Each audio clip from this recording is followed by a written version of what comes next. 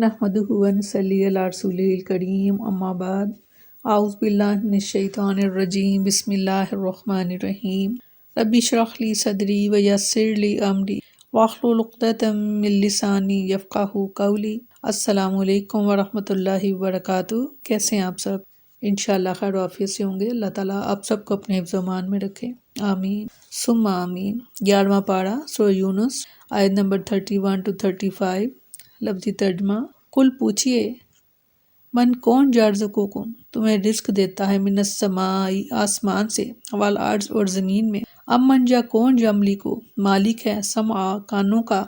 والابصار اور آنکھوں کا، ومن اور کون یخرج نکالتا ہے، حیا جاندار کو، من المیتی بے جان سے، ویخرج اور نکالتا ہے، میتا بے جان کو، من الحی زندہ سے، ومن اور کون یدبر انتظام کرتا ہے امرا کاموں کا، فسیقولون تو بس فوراً کہہ دیں گے، اللہ اللہ،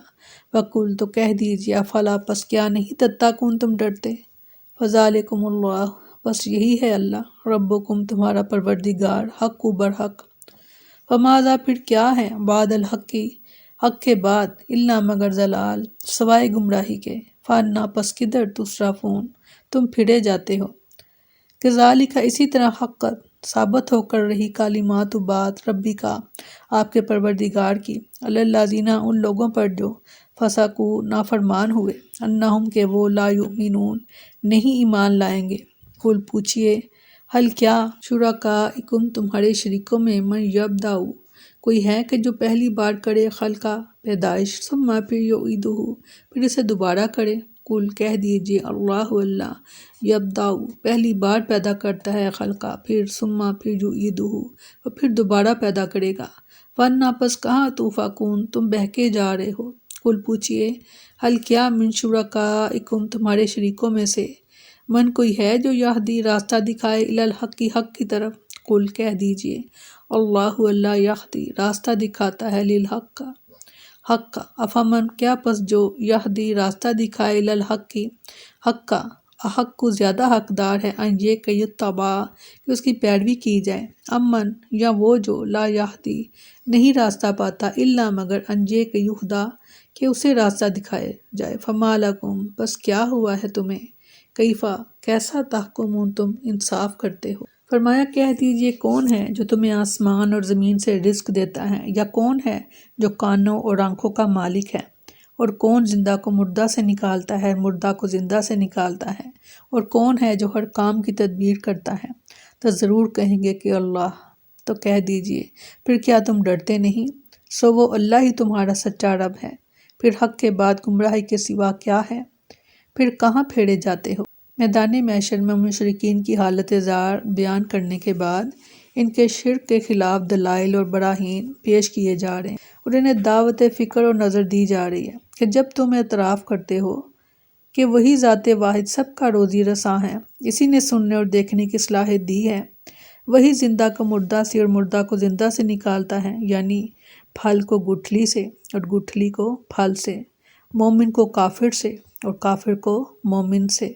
انڈے کو مرغی سے اور مرغی کو انڈے سے نکالتا ہے،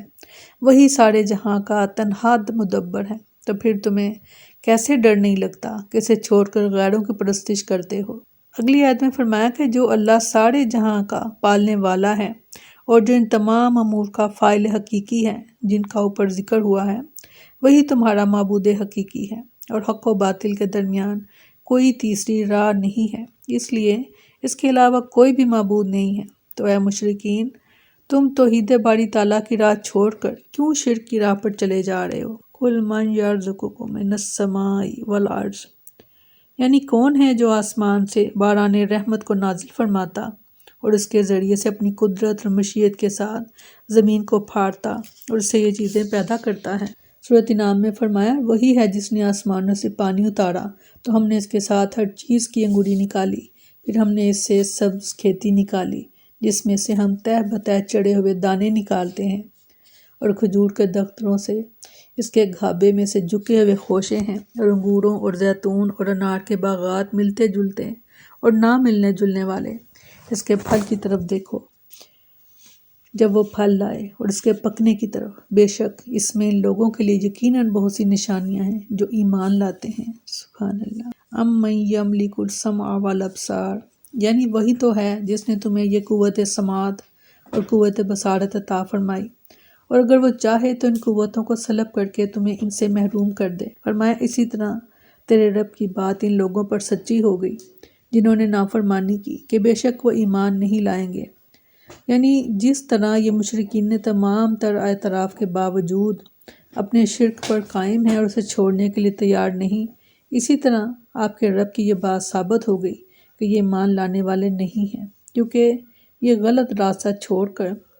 صحیح راستہ اختیار کرنے کے لیے تیار ہی نہیں، تو توحید اور ایمان انہیں کس طرح نصیب ہو سکتا ہے۔ سورۃ بقرہ میں فرمایا بے شک جن لوگوں نے کفر کیا ان پر برابر ہے، خواہ آپ انہیں ڈرائیں یا نہ ڈرائیں،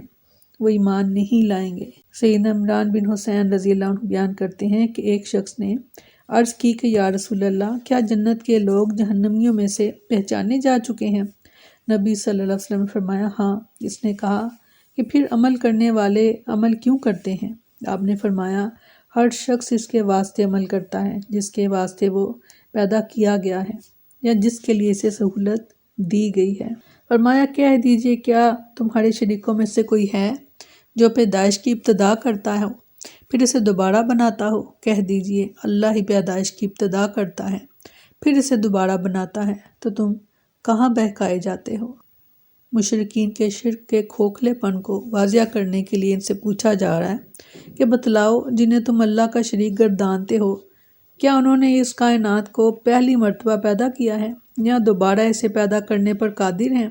نہیں، یقیناً نہیں۔ پہلی مرتبہ بھی پیدا کرنے والا اللہ ہی ہے، اور روز قیامت دوبارہ وہی سب کو زندہ کرے گا، تو پھر تم ہدایت کا راستہ چھوڑ کر کہاں پھرے جاتے ہو؟ فرمایا کہہ دیجئے کیا تمہارے شریکوں میں سے کوئی ہے کہ جو حق کی طرف رہنمائی کرے؟ کہہ دیجئے اللہ کے لیے اللہ رہنمائی کرتا ہے، تو کیا جو حق کی طرف رہنمائی کرے وہ زیادہ حقدار ہے کہ اس کی پیروی کی جائے، یا وہ جو خود اس کے سوا راستہ نہیں پاتا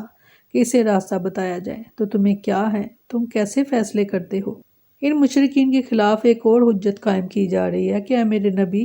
صلی اللہ علیہ وسلم، ذرا ان سے یہ بھی تو پوچھئے کہ کیا تمہارے شرکاء میں کوئی ہے جو بھٹکے ہوئے انسانوں کی رہنمائی کرے؟ آپ کہہ دیجئے کہ یقیناً جواب یہی ہے کہ کوئی نہیں ہے، وہ صرف اللہ ہے جو اس پر قادر ہے، تو پھر عبادت صرف اسی کی ہونی چاہیے، نہ کہ ان بتوں کی جو ایک جگہ سے دوسری جگہ منتقل ہونے میں بھی دوسروں کے محتاج ہیں۔ یہ کیسی تمہاری کم عقلی ہے اور کیسا جائرانہ فیصلہ ہے۔ بے شک اللہ تعالیٰ نے مختلف مقامات پر مشرکین کو بے عقل، بے شعور اور آیت میں فرمایا کہ یہ چوپایوں سے جیسے ہیں، پھر فرمایا نہیں یہ چوپایوں سے بھی زیادہ بدتر ہیں، کہ چوپاؤں کو تو سمجھ آ جاتی ہے کہ کدھر جانا ہے، کدھر ہمارا ٹھکانہ ہے، گھر ہے، مگر یہ ان سے بھی گئے گزرے ہیں، یہ چوپاؤں سے بھی گئے گزرے ہیں، دیکھتے اور سنتے ہیں مگر سمجھتے نہیں ہیں، ان کے آنکھیں ہیں مگر دیکھتے نہیں، کان ہیں مگر سنتے نہیں۔ اللہ تعالیٰ ان نعمتوں سے ہمیں فائدہ اٹھانے کی توفیق عطا فرمائے، آمین، تاکہ ہم حق دیکھ سکیں، حق سن سکیں اور حق کو ہی بیان کر سکیں۔ اللہ ہماری خاص مدد فرمائے، آمین ثم آمین۔ سبحانک اللہم و بحمدک، نشہد ان لا الہ الا انت، نستغفرک و نتوب الیک۔ سبحان ربک رب العزت عما یصفون وسلام علی المرسلین والحمد للہ رب العالمین۔ السلام علیکم ورحمۃ اللہ وبرکاتہ۔